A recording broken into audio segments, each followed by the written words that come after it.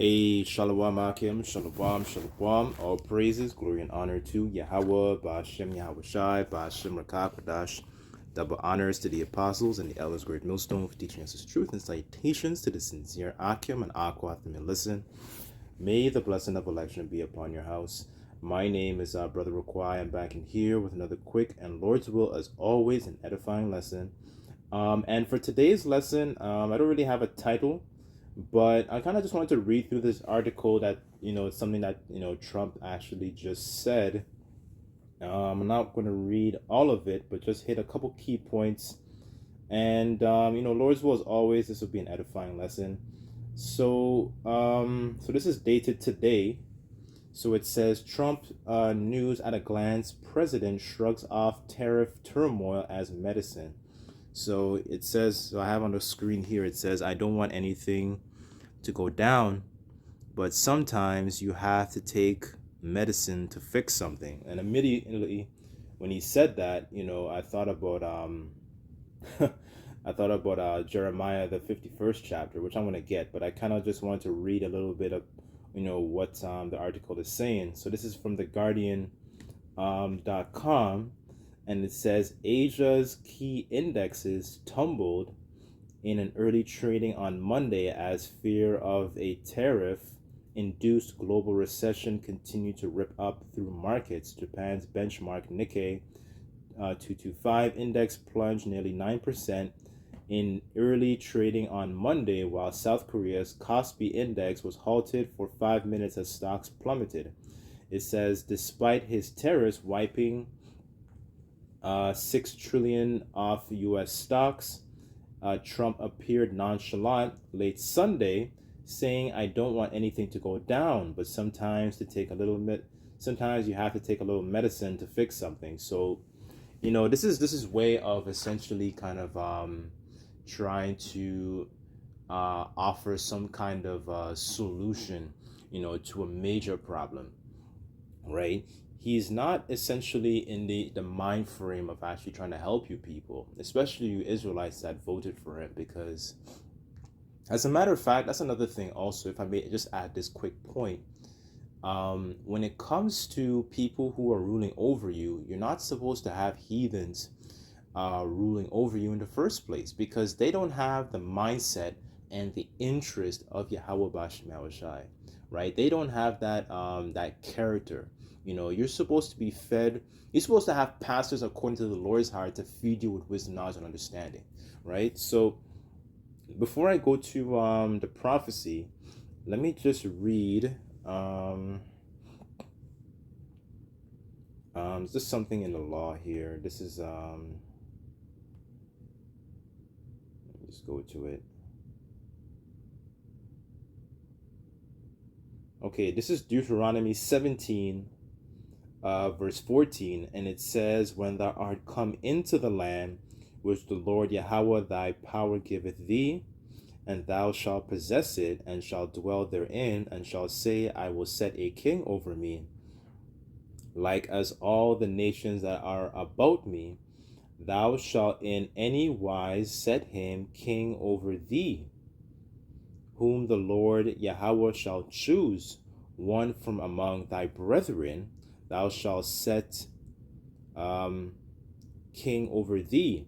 Thou mayest not set a stranger over thee, which is not thy brother, right? So you're not supposed to have a heathen ruling over you, because they don't have the laws, statutes, and commandments weren't first of all given to them, right? So it says, for he shall not multiply horses unto himself, nor cause the people to err and return to Egypt, to the end that he should multiply horses, for as much as the Lord Yahweh Bashim Yahushai hath said unto you, ye shall henceforth return no more that way, right? So there's a certain character and a certain mindset, the person who's ruling over you is supposed to have, right? So already Trump already lost points, because you have a heathen that's ruling over you Israelites, and you Israelites don't understand that.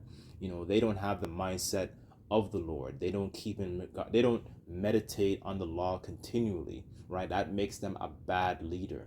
They're essentially like the scriptures say, they're a leader that's causing you to err, right? They're not bringing you closer, towards Yahweh Bashem Yahushai, right? So I just wanted to make that quick point, since I mentioned that. Let me just go back to the article.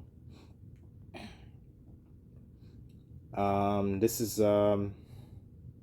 back in theguardian.com, and it says,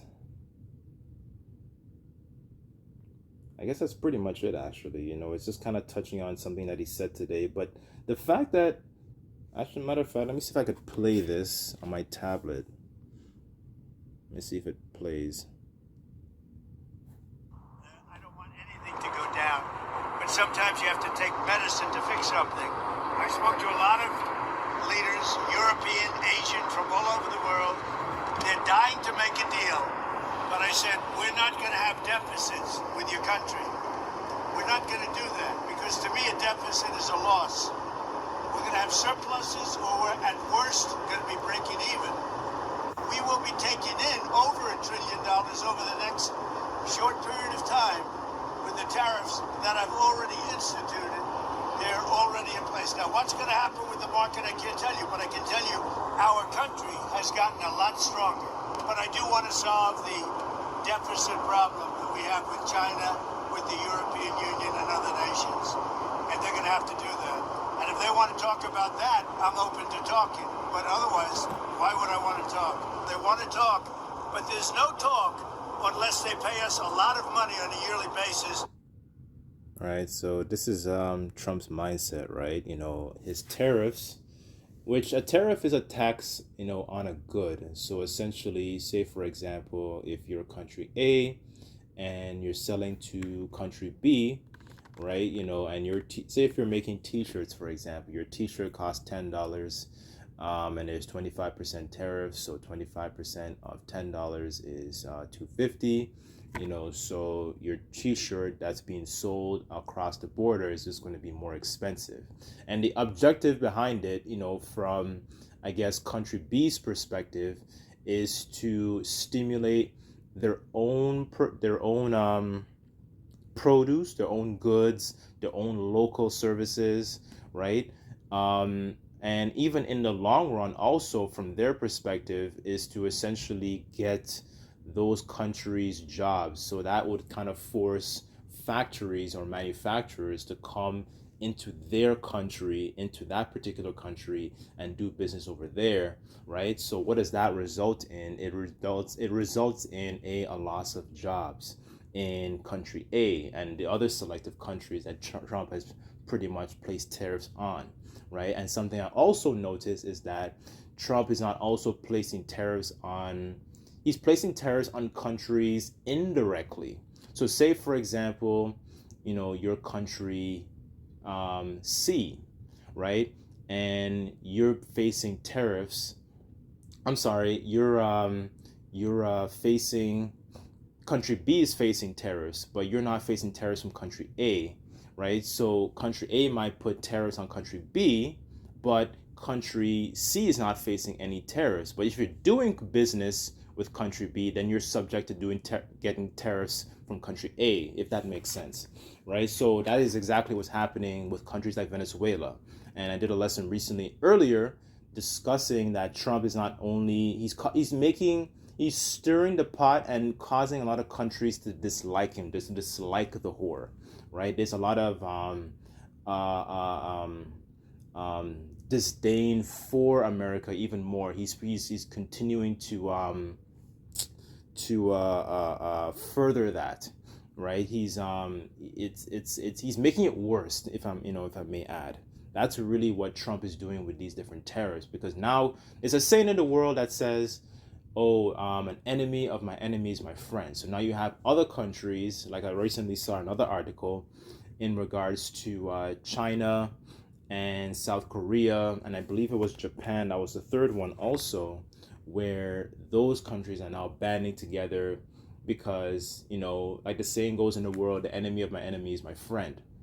right? So, oh, you got terror slapped on you, I got terror slapped on me. All right, let's join together and be friends. And that's exactly what's happening with America, right? So this is why, Trump is strongly pushing that rhetoric, the way he speaks, the way he even deals with the current allies that he has, to the point where it's only just going to be him and that welfare crybaby state, if your brothers know what I'm talking about, right?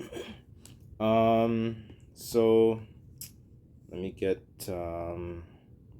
I kind of wanted to read something in Sirach real quick before I go to the prophecy. Because he mentioned medicine, right? This is Sirach chapter 22. Because what Trump is doing also, he's pushing this tariffs mindset upon his own, a lot of his own closest allies, I should say, right? For example, as Canada, right? And this is Sirach chapter 22, verse 22. And it says, if thou hast opened thy mouth against thy friend, fear not, for there may be a reconciliation, except for upbraiding, or pride, or disclosing of secrets. For these things, every friend will depart, right? So now you're starting to see why a lot of these countries are departing and trying to make a distance from this whore, right? Because they're noticing her lewd behavior. They're noticing the way she conducts herself, right? So say, for example, you're like at a bar and you see a woman and she's really really loud. She keeps spilling her drink. She's constantly trying to start fights. She's very bold. She's getting up in your face. She has a very very bad reputation, and the scriptures talk about how a name endureth forever, right? So on that can happen on a positive end, but you're starting to see that how it's happening on a negative end, because America doesn't have a very very good reputation.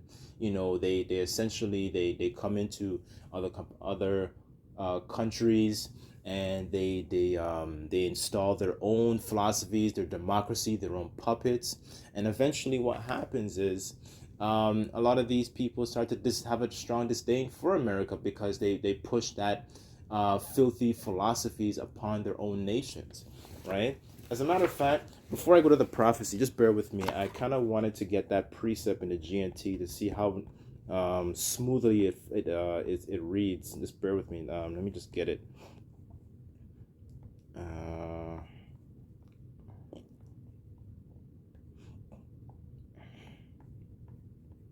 This is Sirach, okay, 22, verse 22.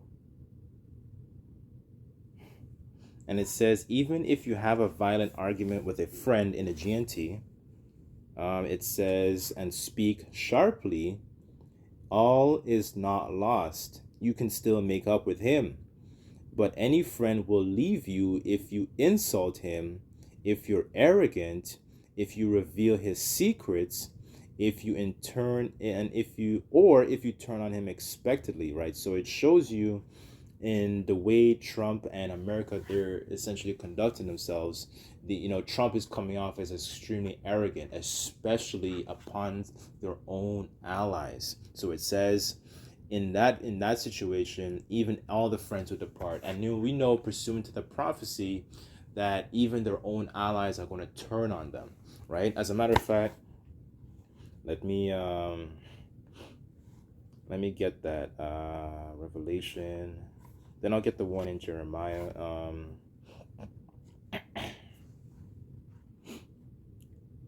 This is Jeremiah. Excuse me. Revelation 17, verse 16, and it says, "And the 10 horns which thou sawest upon the beast, these shall hate the whore, and make her desolate, and naked, and shall eat her flesh and burn her with fire," right? So even their own allies are going to turn on America, because at some point, if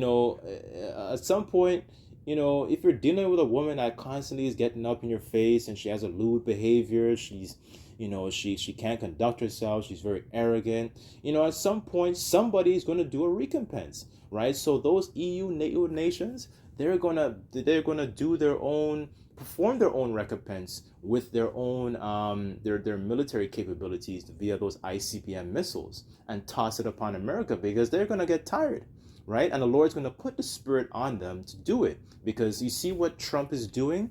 He's pretty much steering the pot, which pretty much is the Lord, if you really think about it on a deeper sense, is steering the pot, right? This is why the nations have to hate this place. So you see how Trump he's performing that particular enterprise, why a lot of these nations don't like them. It starts off with the philosophies, then eventually now you have its tariffs. And now eventually, you have, the countries are flexing their nuclear capabilities to enact vengeance upon this place because you see how filthy it is. You see how boastful America is, right? And they think that no one can touch them, right? The scriptures say that in Jeremiah that let not a rich man boast in his riches and let not a mighty man boast in his might, right? But you see, America has that pride again, like I read about in Sirach 22. That pride is they think in themselves to be in a good case, that nothing can happen to them, right? Okay, let me go to the prophecy in Jeremiah. Then I guess I'll just end it off there. I didn't want to make the lesson too long, but I sincerely hope that this is edifying, right? So this is Jeremiah, because he mentioned medicine. As a matter of fact, hold on. Let me just get the etymology for the word medicine. Because medicine is supposed to be something that heals.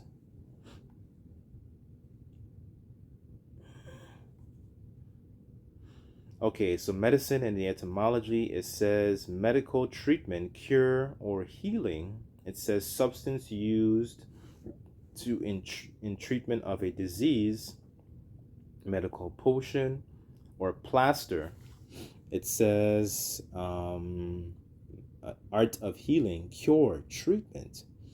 The healing art, excuse me, a remedy, right? So he's seeing as the tariffs as a remedy, and we know, pursuant to the prophecies, that there is no remedy for Babylon. Let me just get it real quick. Jeremiah 51 verse 7, and it says, Babylon hath been a golden cup in the Lord Yahweh's hand, that made all the earth drunken. The nations have drunken of her wine. Therefore, the nations are mad. So now they're sobering up. They're realizing, oh, we don't really want to deal with this lewd woman. She can't, we can't bring her around. She has a very, very terrible reputation. Let's do business, with this guy or this guy and whoever. So you start to see that vibration of countries now banding together, and now they're like, okay, let's form partnerships, right? That's the eventually and then they have their own capabilities, right? They can do business together, right? They don't want America around them. They want to be completely detached. This is verse 8, and it says, Babylon is suddenly fallen and destroyed. Howl for her, take balm for her pain. If so, she may be healed, right? So it says if she may be healed. So let's go back and see what a balm is, because a balm is supposed to be something that that deals with healing.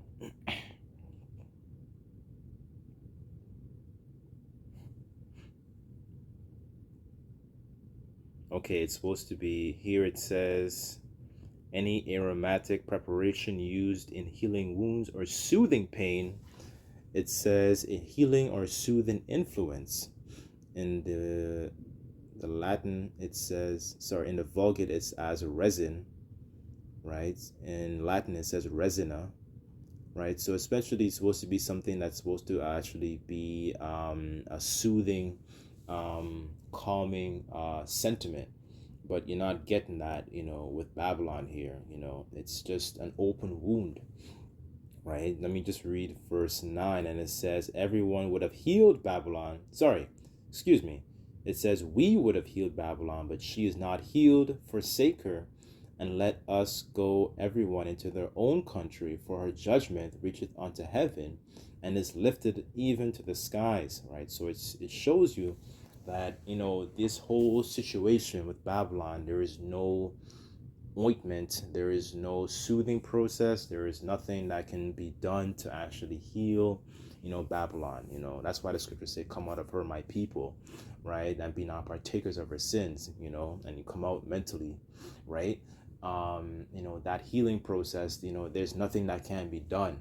There's really, really nothing that can be done for America at all, man. It has to just completely be crumbled and flatlined, crisped up, barbecued, everything. It just has to be done away with, right? Because its philosophies, its vibration is spreading and it's corrupting the minds of even other nations, right? And it shows that, because that's why a lot of these countries, they ban a lot of the media that comes out of America, because they realize it not only corrupts their men, it corrupts their women, and it corrupts their children also, right? And it's not a place that is producing and brings forth life.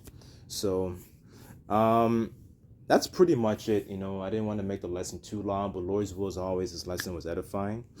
Just like to give all praises, glory, and honor to Yahweh Bashem Shai. Until next time, I say Shalom.